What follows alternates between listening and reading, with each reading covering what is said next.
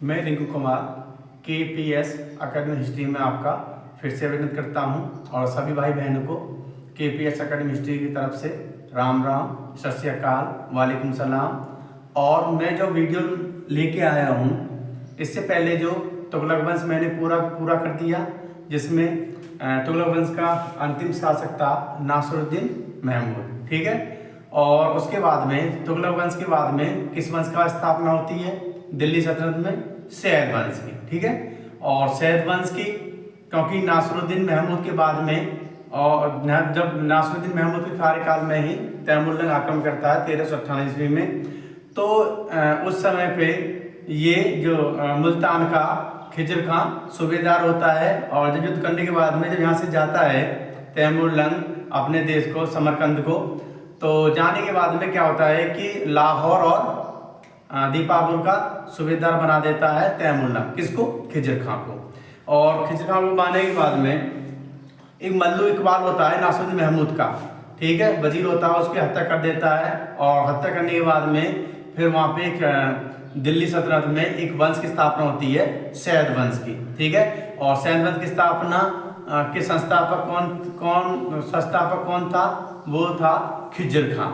अब यहाँ से सैयद वंश चालू होता है, क्योंकि तुगलक वंश के बाद में पहला वंश, क्योंकि दिल्ली सल्तनत में 5 वंश होते हैं। पहला वंश गुलाम वंश, दूसरा वंश खिलजी वंश, तीसरा वंश तुगलक वंश और चौथा सैयद वंश, और 5वां आपका लोधी वंश जो अंतिम वंश होता है।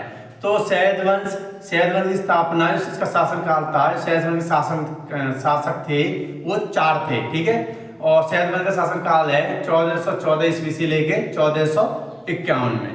और प्रथम इसका जो शासक था वो खिजर खां था 1414 से 1421 में। फिर दूसरा शासक बनता है मुबारक शाह, वो 1421 से 1434 ईस्वी में। फिर मोहम्मद शाह 1434 से 1445 ईस्वी में। फिर इलाउद्दीन आलम शाह 1445 से 1451 में। तो इसमें सैयद वंश में 4 जो सैयद वंश का शासनकाल है 1414 ईस्वी से 1451 ईस्वी तक। और सैयद वंश का जो प्रथम शासक था, क्योंकि इसमें 4 शासक होते हैं, प्रथम शासक खिजर खां, दूसरा शासक मुबारक शाह, और तीसरा का मोहम्मद शाह, और चौथा इलाउद्दीन आलम शाह। एक ट्रिक और है सैयद वंश की,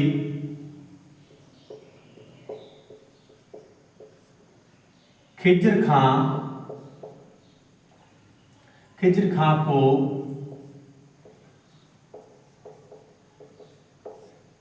को मुबारक हो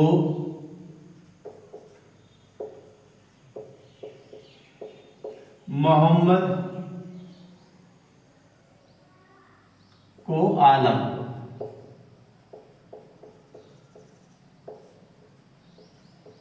हुआ है, ठीक है। ये शॉर्ट ट्रिक है सैयद वंश की, सिंपल सी एक बात। सैयद वंश की खिजर खां मुबारक हो मोहम्मद को आलम हुआ है, ठीक है, मोहम्मद को आलम हुआ है। एक क्रम में शॉर्ट ट्रिक मैंने इसलिए बताया है, सिंपल सी ट्रिक है। खिजर खां मुबारक हो मोहम्मद को आलम हुआ, खिजर खां मुबारक हो मोहम्मद को आलम हुआ, खिजर खां मुबारक हो मोहम्मद को आलम हुआ। खिजर खां से पहला शासक खिजर खां, दूसरा शासक मुबारक शाह, तीसरा शासक है मोहम्मद शाह, और चौथा शासक है आपका आलम शाह या इलाउद्दीन आलम शाह, ठीक है। तो ये 4 शासक हुए हैं सैयद वंश के। और सैयद वंश का संस्थापक कौन है? खिजर खां, जो 1414 ईस्वी से 1451 में इसने शासन किया था।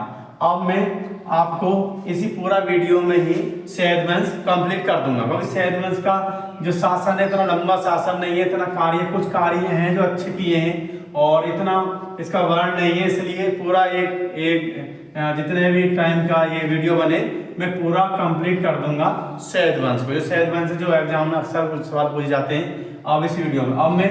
अब क्योंकि ये सैयद वंश हो गया, उसका शासनकाल भी हो गया, 4 शासक भी हो गए, उसका ईयर भी हो गया, उसके बाद में अब आता है खिजर खां, ठीक है, जो सैयद वंश का संस्थापक था, उसके बारे में।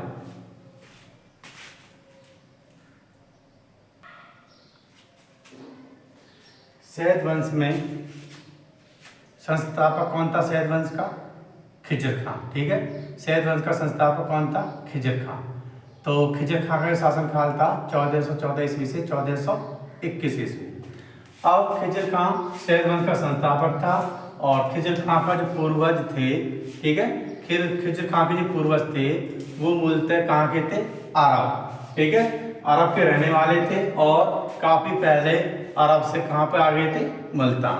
ठीक है, अरब से आकर कहाँ बस गए थे? मुल्तान बस गए थे।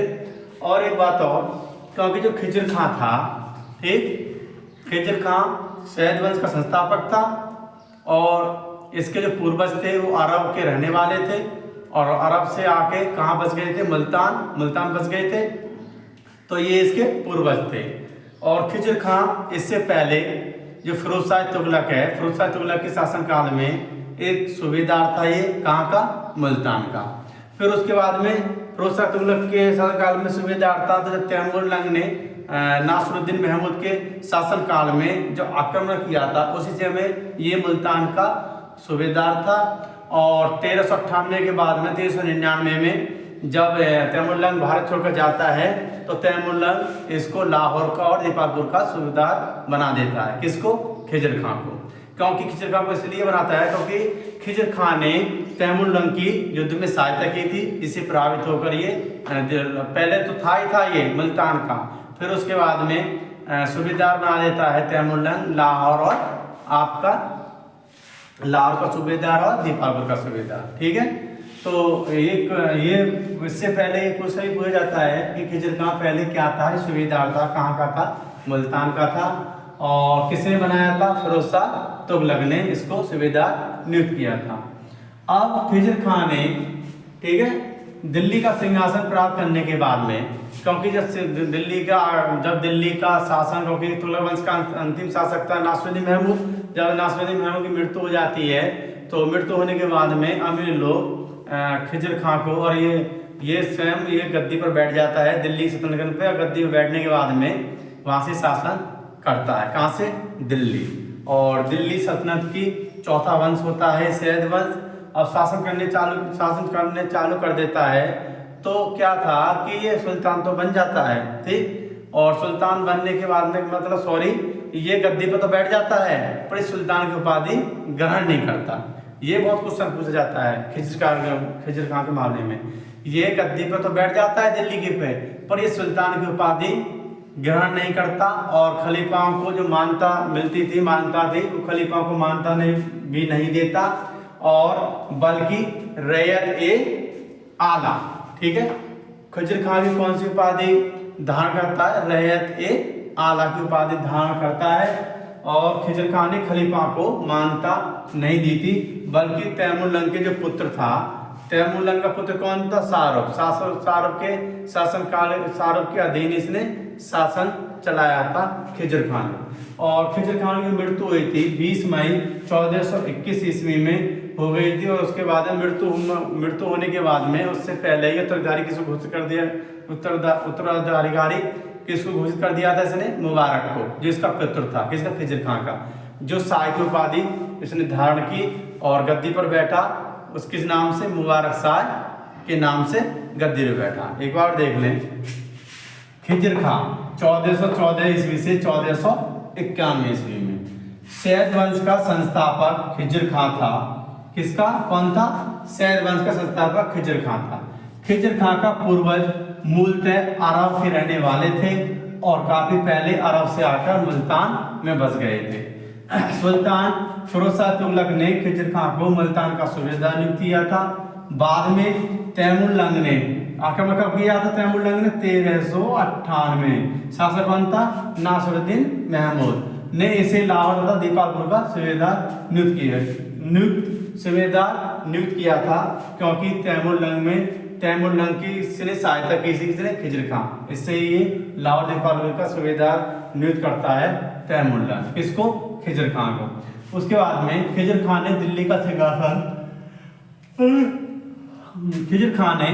का सिंहासन प्राप्त करने के बाद भी सुल्तान की उपाधि धारण नहीं की थी, और बल्कि रैयत आला की उपाधि धारण की थी।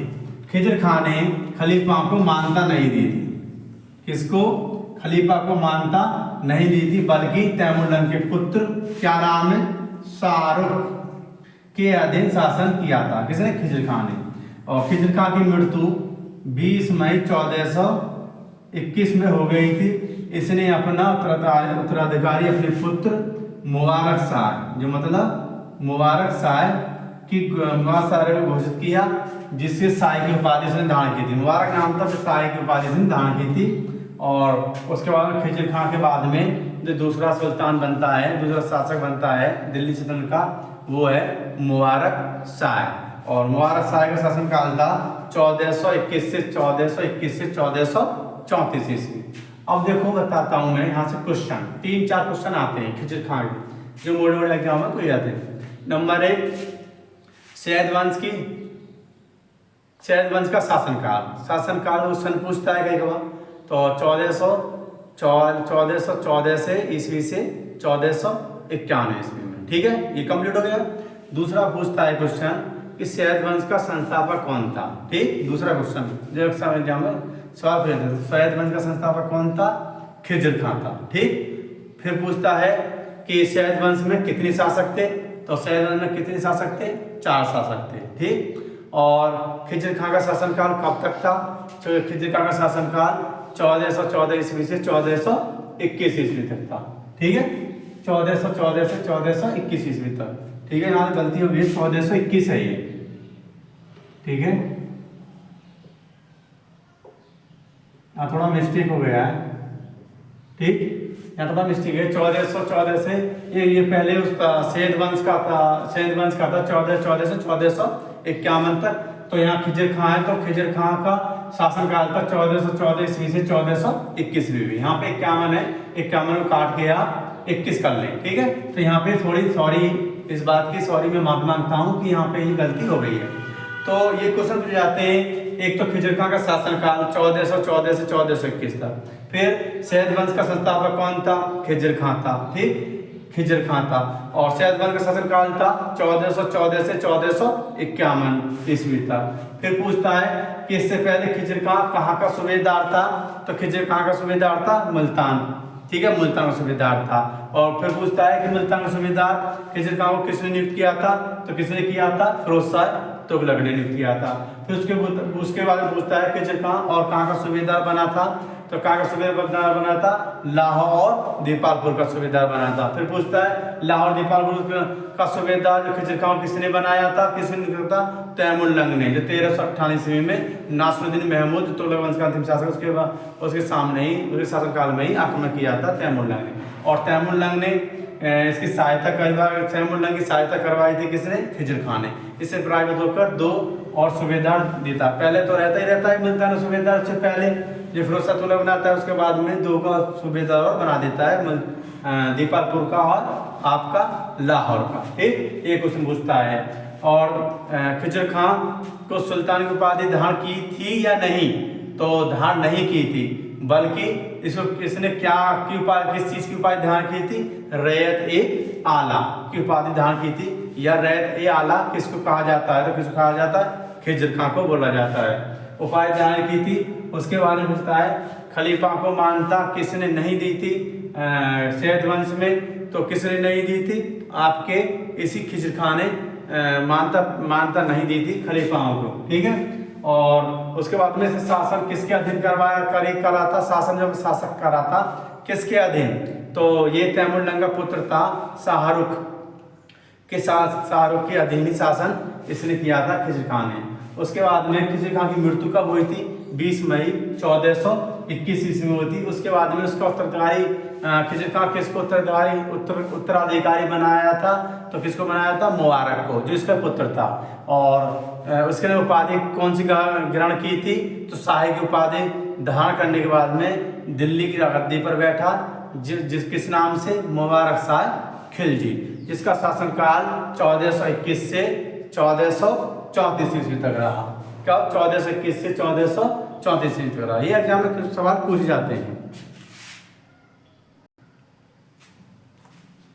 अब आता है खिजर खान के बाद में इसका पुत्र था कौन, मुबारक, क्योंकि उसने मरते से पहले ही, जब उसकी मृत्यु हुई थी 20 मई 1421 में। तो उससे पहले एक तरकारी घोषित कर दिया था किसने, खिजर खां। किसको, मुबारक को। और मुबारक खिजर खां का पुत्र था और एक उपाधि मिली थी इसको, शाही की उपाधि। शाही की उपाधि धारण करने के बाद में ये गद्दी पर बैठ गया।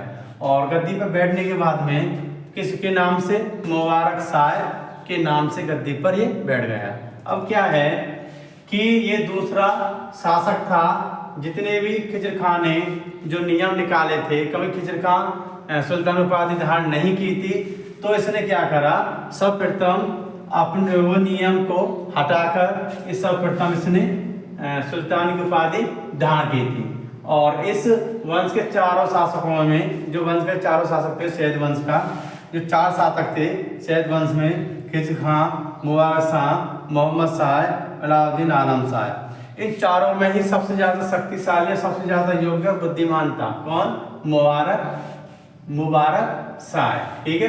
और मुबारक शाह का एक वजीर था जिसका नाम था सरवर उल मुल्क। ठीक है, सरवर उल मुल्क। और ये इसका दूसरा भी नाम है मलिक सरवर। ये एक नामक हिजड़ा था। ठीक, जो मुबारक शाह जो सैयद वंश में जो मुबारक शाह का वजीर था सरवर उल मुल्क, और दूसरा नाम है मलिक सरवर। ठीक है, नाम एक हिजड़ा था। ये वजीर था किसका, मुबारक शाह का। और मुबारक शाह ने, सुल्तान मुबारक शाह ने विद्रोह हुआ था, सरदारों का दमन कर राजस्व वसूली सुनिश्चित की थी। क्योंकि जो विद्रोह हो रहा था सरदारों का, वो विद्रोह किसने रोका था, मुबारक शाह ने विद्रोह का दमन कर और एक राजस्व वसूली सुनिश्चित की थी। उसके बाद में याहीना बिन अहमद सरहिंदी ने अपने ग्रंथ लिखा है तारीख मुबारक शाही। और किसने लिखा है ये, याहिया बिन अहमद सरहिंदी। ठीक, किसने लिखा है, याहिया बिन अहमद सरहिंदी ने। और वजीर क्या मुबारक शाह का, मलिक सरवर या सरवर उल मलिक। तो ग्रंथ जो लिखा था तारीख मुबारक शाही, ये मुबारक शाह के लिए लिखा था सरहिंदी ने, याही बिन अहमद सरहिंदी ने। और इसी को ही संप्रेरित किया था। और जिस समय सुल्तान द्वारा अपने नाम पर बसाए हुए गए नगर मुबारकाबाद नामक नगर, ये यमुना के निकट है, यमुना के किनारे के पास है, का निरीक्षण कर रहा था। और उसी दौरान इसकी हत्या किसने की दी थी, मलिक सरवर ने। हत्या किसने कर दी थी, जो वजीर था इसकी हत्या किसने दी, हत्या किसने कर दी थी इसकी, मलिक सरवर में जो हिजड़ा था, जो वजीर था, उसने हत्या कर दी थी मुबारक शाह।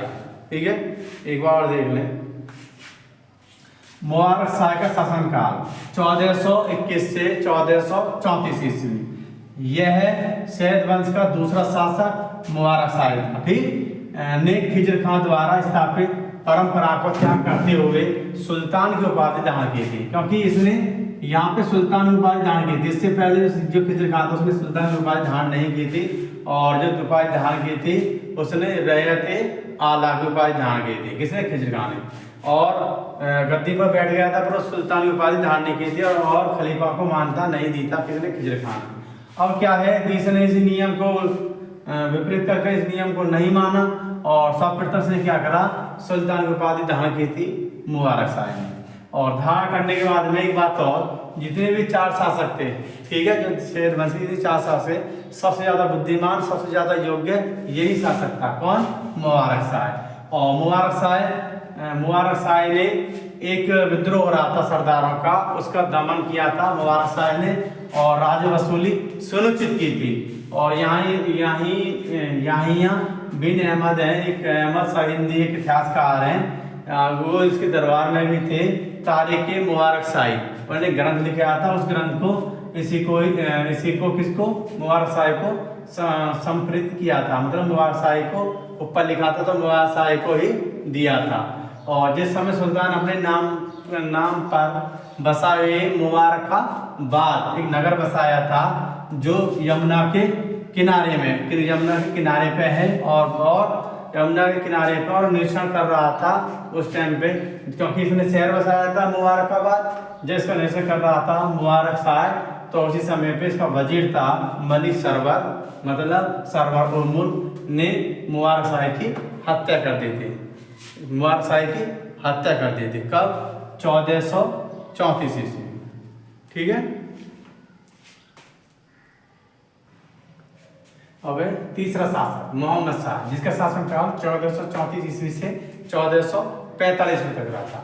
ये सैयद वंश का तीसरा शासक था और तीसरा शासक होने के बाद में ये भी सुल्तान की उपाधि धारण की थी। और इसके सबसे महत्वपूर्ण है, इसके कार्यकाल में मुल्तान का जो अफगान सूबेदार था बहलौल लोदी ने 1441 ईस्वी में दिल्ली पर आक्रमण किया। किस पर? 1441 ईस्वी में किसने? बहलौल लोदी ने, ठीक है, आक्रमण किया। मुल्तान का जो अफगान सूबेदार था ये, ठीक है, सूबेदार था। तो इसने क्या करा कि जब मोहम्मद शाह 1434 से 1445 ईस्वी में, तो इस सैयद वंश का तीसरा शासक था। और तीसरा शासक के बाद में इसी के कार्यकाल में जो मुल्तान अफगान का सूबेदार था बहलौल लोदी ने, उसने 441 ईस्वी में दिल्ली पर आक्रमण किया। कब? दिल्ली पर आक्रमण किया। और इस आक्रमण के बाद में मोहम्मद शाह से हुई संधि के पश्चात ये वापस लौट गया था। कौन? बहलौल लोदी। और वापस लौटने के बाद में सुल्तान ने इसको क्या बोला था? सुल्तान ने बहलौल लोदी को पुत्र कहकर सम्मान किया था और खाने खाना की उपाधि दी थी। किसने? किसने? मोहम्मद शाह ने। अब यहाँ से क्वेश्चन आता है कि मोहम्मद शाह का शासनकाल, ये सिंपल सा है, 1434 ईस्वी से 1445 ईस्वी में। अब ये यहाँ बनता है क्वेश्चन कि मोहम्मद शाह के शासनकाल में, मतलब कार्यकाल में दिल्ली पर आक्रमण किसने किया था? तो दिल्ली पर आक्रमण किसने किया था? 1400 सन, कौन से सन में किया था? 1441 सन में किया था। किसने किया था? ये सूबेदार था, मुल्तान अफगान का सूबेदार था, इसका नाम था बहलौल लोदी। बहलौल लोदी ने 1441 ईस्वी में दिल्ली पर आक्रमण किया था। और दिल्ली पर आक्रमण करने के बाद में मोहम्मद शाह और बहलौल लोदी के बीच में संधि हो गई थी। और संधि होने के बाद में ये वापस चला जाता, वापस लौट जाता। और उसी के समय पे जो मोहम्मद शाह है, ठीक है, मोहम्मद शाह को मोहम्मद शाह ने बहलौल लोदी को पुत्र कहकर सम्मानित किया था और एक उपाधि दी थी खाना। ठीक है। और ये पूछ जाता है कई एग्जाम में खाना की उपाधि किसकी थी? तो बहलौल लोदी की थी। किसने दी थी? ये दी थी मोहम्मद शाह ने। ठीक है, ये क्वेश्चन यहाँ से पूछा जाता है। एक दो सवाल पूछे जाते हैं, एक तो दिल्ली का आक्रमण और एक खाना का। ठीक है, ये क्वेश्चन पूछे जाते हैं। अब चौथा है अलाउद्दीन, चौथा जो शासक है अलाउद्दीन आराम शाह। ठीक है, और सबसे लास्ट में सैयद वंश का अलाउद्दीन आलम शाह। अलाउद्दीन आलम शाह का शासनकाल 1445 ईस्वी से 1451 ईस्वी में। अब ये चौथा और अंतिम शासक था, अंतिम सुल्तान था अलाउद्दीन आलम शाह। और अलाउद्दीन आलम शाह के ही कार्य में जिस प्रकार मुबारक शाह के शासनकाल में ही बहलौल लोदी दिल्ली पर आक्रमण करता है 1441 में, उसी प्रकार बहलौल लोदी 1447 में दिल्ली पर आक्रमण करता है अलाउद्दीन आलम शाह के कार्यकाल में, शासनकाल में। ठीक है, एक बार तो बहलौल लोदी करता है किसके? मुबारक शाह के शासनकाल में, कार्यकाल में 1441 में दिल्ली पर आक्रमण करता है। फिर दोबारा दिल्ली पर आक्रमण करता है कि शासनकाल में अलाउद्दीन आलम शाह के शासनकाल में। कब? 1447 में। और आक्रमण करने के बाद में जैसे उस प्रकार जैसे मुबारक शाह के बाद में मुबारक शाह और बहलौल लोदी के साथ में संधि हो गई थी, इसी प्रकार बहलौल लोदी और अलाउद्दीन आलम शाह के बीच में संधि हो गई थी और ये फिर वापस लौट जाता है। और 1451 में सुल्तान अलाउद्दीन खिलजी ने बहलौल लोदी को बुलाता है दरबार में। और दरबार में बुलाने के बाद में स्वेच्छा से बहलौल लोदी कहता है कि ये राजपाट आप संभालें। और वहाँ संभालने के बाद में वहाँ दिल्ली छोड़कर, ठीक, इसने दिल्ली छोड़कर राजनीति से संन्यास ले लिया था। और राजनीति संन्यास लेने के बाद में और इसी के साथ भारत में तुर्की सत्ता समाप्त हुआ था, क्योंकि ये तुर्की सत्ता था अलाउद्दीन आलम शाही के तक ही था। जो अलाउद्दीन आलम शाह, ठीक है, अलाउद्दीन आलम शाह जब उसको बेला लोदी को सत्ता सौंप देता है, सत्ता सौंपने के बाद में वहां से चला जाता है। अरे कहाँ जाता है? बदायूं, ठीक है। और बदायूं जाने के बाद में एक सिंपल जीवन व्यतीत करने लगता है, जिससे कि बदायूं में इसकी मृत्यु कब होती है? 1476 ईस्वी में होती है। कब होती है? 1476 ईस्वी में इसकी मृत्यु हो जाती है अलाउद्दीन आलम शाही की। और 1476 में अलाउद्दीन आलम शाही की मृत्यु होने के बाद में एक वंश की स्थापना होती है, जिसका नाम था लोधी वंश, ठीक। और ये बेहलो लोधी अप्रैल 1451 ईस्वी में दिल्ली में लोधी वंश की स्थापना कर देता है। अब जो आगे को है बना, आगे की जो वीडियो है लोधी वंश है, क्योंकि इसी वीडियो में मैंने आपको कंप्लीट कर दिया। एक बार देख लें, अलाउद्दीन आलम शाह 1445 से 1451 ईस्वी में सैयद वंश के चौथे तथा अंतिम शासक, अंतिम सुल्तान अलाउद्दीन आलम शाह के कार्यकाल में ही कब? 1447 में किसने? बेहलो लोधी ने। एक बार 1441 में मुबारक शाही के शासनकाल में, कार्यकाल में ही आक्रमण करता दिल्ली पर। फिर दोबारा करता है 1447 में आक्रमण करता है दिल्ली पर बेहलो लोधी। और उसके टाइम पे इसका कौन शासक रहता है? दिल्ली सल्तनत का अलाउद्दीन आलम शाह। और लेखित संधि के पश्चात वापस लौट गया था। उसके बाद में 1451 ईस्वी में सुल्तान अलाउद्दीन आलम शाह ने बेहलो लोधी को दिल्ली बुलाया था, क्योंकि अलाउद्दीन आलम शाह ने बेहलो लोधी को दिल्ली बुलाया। और दिल्ली बुलाने के बाद में स्वेच्छा से बेहलो लोधी को दिल्ली की सत्ता सौंपकर राजनीति से संन्यास ले लिया था। और इसी के साथ भारत में तुर्की सत्ता, ठीक है, समाप्त हुई। तुर्की सत्ता समाप्त हुई। और उसके बाद में राजनीति से संन्यास लेने के बाद अलाउद्दीन आलम शाह बदायूं जाकर रहने लगा था। और बदायूं में ही उसकी मृत्यु कब हो जाती है? 1476 ईस्वी में इसकी मृत्यु हो जाती है। और मृत्यु होने के बाद में फिर एक वंश की स्थापना होती है, बेहलो लोधी। अप्रैल 1451 में दिल्ली के सिंहासन पर बैठता है और इसे एक नए वंश की स्थापना करता है, जिस वंश का नाम है लोधी वंश। अब देखो, सैयद वंश से जो अक्सर क्वेश्चन जो पूछे जाते हैं, एक तो पूछा जाता है कि सैयद वंश का संस्थापक कौन था? खिजर खान, ठीक। और या पूछे जाते हैं सैयद वंश का शासनकाल कब से कब तक रहा? तो 1414 ईस्वी से 1451 ईस्वी में। फिर पूछते हैं कि सैयद वंश में ऐसा कौन सा सुल्तान था जिसने सुल्तान की उपाधि धारण नहीं की थी? तो कौन था? खिजर खान था, ठीक है। इसने सुल्तान की उपाधि धारण नहीं की थी। और सैयद वंश में ऐसा कौन सा शासक था जिसने खलीफा को मान्यता नहीं दी थी? तो कौन था? खिजर खान था। ये मैं इसलिए बता रहा हूँ, ये क्वेश्चन पूछे जाते हैं एग्जाम में। उसके बाद में फिर आता है कि रहत-ए-आला, ठीक है, रहत-ए-आला किस शासक को या किस वंश में बोला जाता है? तो रहत-ए-आला किसको बोला जाता है? खिजर खान को, ठीक है, क्योंकि इसने सुल्तान की उपाधि नहीं धारण की थी, रहत-ए-आला की उपाधि धारण की थी खिजर खान ने। उसके बाद में 1421 ईस्वी में, क्योंकि इसकी मृत्यु हो जाती है, मृत्यु कब होती है? 20 मई 1421 ईस्वी में। कब होती है? 20 मई 1421 में होती है। और ऐसा कौन सा शासक था जो तैमूरलंग का पुत्र था, जिसके शासनकाल में अधीन शासन किया था? किसने किया था? खिजर खान ने। क्योंकि सुल्तान की उपाधि धारण नहीं की थी, इसने जो एक तैमूरलंग समरकंद 1498 भारत पर आक्रमण किया था। उस टाइम पे तुगलक वंश का अंतिम शासक था नसरुद्दीन महमूद। तो उसी समय पे 1398 में, तो उसी समय पे ही, क्योंकि जो खिजर खान था पहले कहाँ का सूबेदार था? ये खिजर खान था पहले मुल्तान का सूबेदार। और मुल्तान का सूबेदार किसने बनाया था इसको? फिरोज शाह तुगलक ने। और जब भारत पर आक्रमण करता है तैमूरलंग, तो उसकी सहायता कौन करता है? खिजर खान करता है। इससे प्रभावित होकर खिजर खान इस सूबेदार बना देता है कहाँ का? लाहौर का और दीपालपुर का, ठीक है। कहाँ बना देता? लाहौर और दीपालपुर सुल्तान बना देता है। और इसकी मृत्यु खिजर खां की कब होती है? मृत्यु होती है 20 मई 1421 ईस्वी में, ठीक है, 20 मई 1421 में। उसके बाद में उत्तराधिकारी कौन? उत्तराधिकारी घोषित कर देता है किसको? मुबारक को, जो इसका पुत्र होता है और जो शाही की उपाधि धारण करता है और राजगद्दी पर बैठता है, मुबारक शाह। कब से कब तक?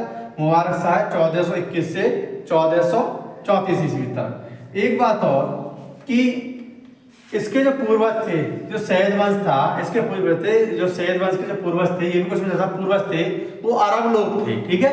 अरब लोग वहां से बसकर कहाँ पे आ जाते हैं? मुल्तान में बच जाते हैं। इसके पूर्वज किसके? खिजर खां के। ये क्वेश्चन अभी पूछा जाता है एग्जाम में।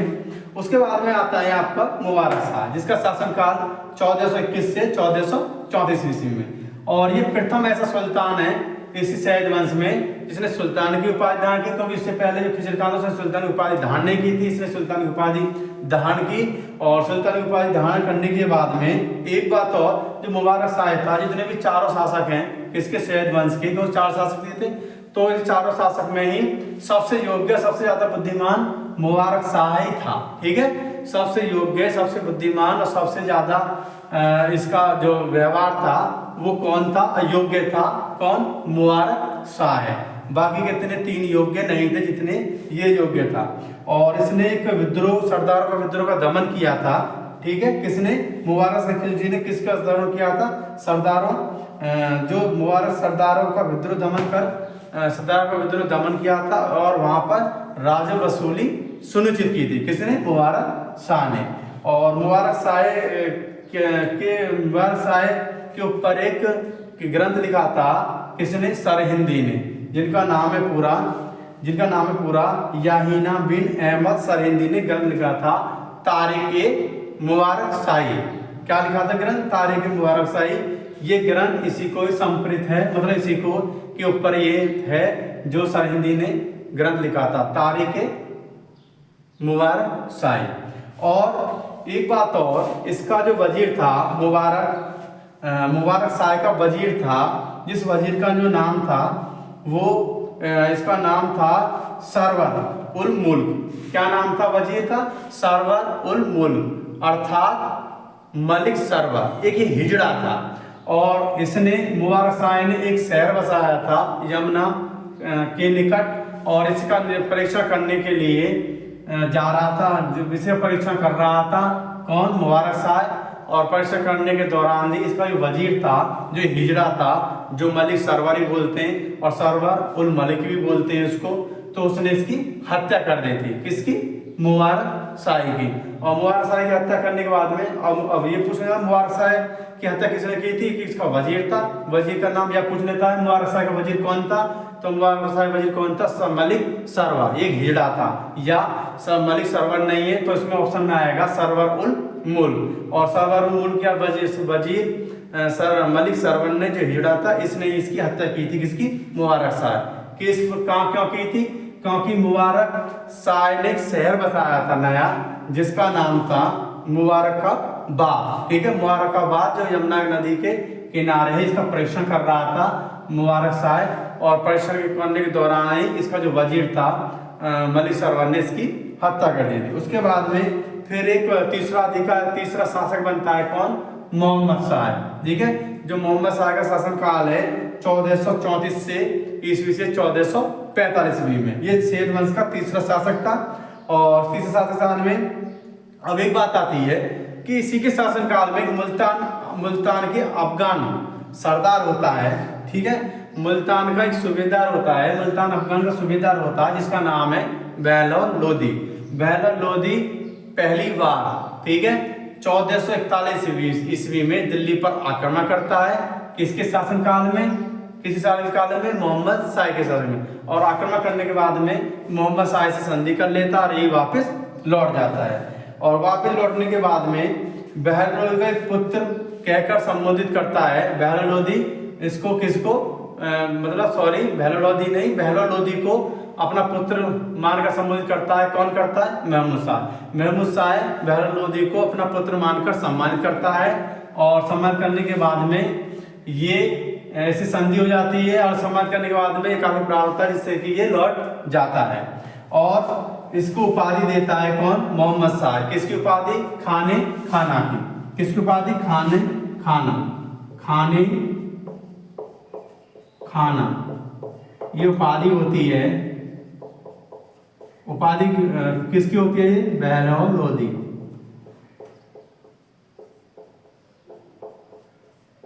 और कौन देता है? मोहम्मद शायर। और अपने को पुत्र से संबोधित करता है। कौन? मोहम्मद शायर कहता है पुत्र से सम्मानित करता है किसको? बहलौल लोदी को।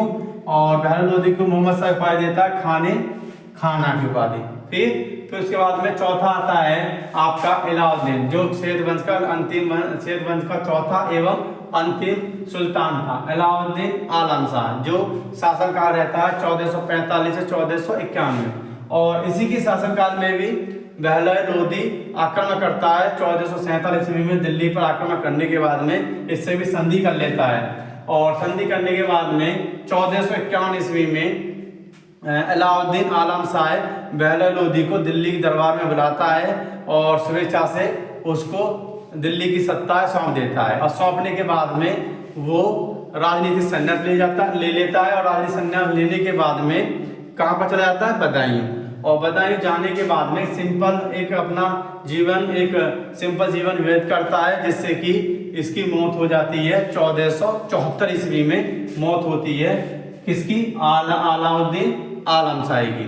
और मौत होने के बाद में फिर बहलौल लोदी दिल्ली की राजगद्दी पर बैठ जाता है। दिल्ली की राजगद्दी पर बैठता है अप्रैल 1451 में। और एक वंश की स्थापना करता है, जिस वंश का नाम है लोदी वंश। ठीक है, लोदी वंश, इसका नाम है लोदी वंश। उसकी सत्ता स्थापित करता है। और फिर लोदी वंश का जो शासनकाल है पूरा, लोदी वंश शासनकाल 1451 से 1526 तक। लोदी वंश का शासनकाल है कब से कब तक है?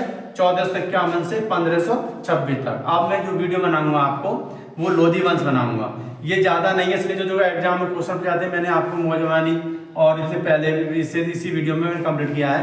KPS एकेडमी हिस्ट्री चैनल को सब्सक्राइब करें, लाइक करें, बेल आइकन को प्रेस करें और अपने दोस्तों को अधिक से अधिक शेयर करें, जिससे कि सभी को फायदा मिले। और हर एक एग्जाम में इतिहास से क्वेश्चन पूछे जाते हैं, जिससे कि आपको मैं अधिक से अधिक यही चाहता हूं कि आप सभी हर एक एग्जाम को क्रैक करें। और मेरा आपसे यही वादा है कि मैं NCERT बेस से जितना कि एग्जाम में क्वेश्चन आ रहे हैं मैं उसको ही बताता हूँ और एक्स्ट्रा भी बताता हूँ, जिससे कि आप लोगों को फायदा हो। धन्यवाद।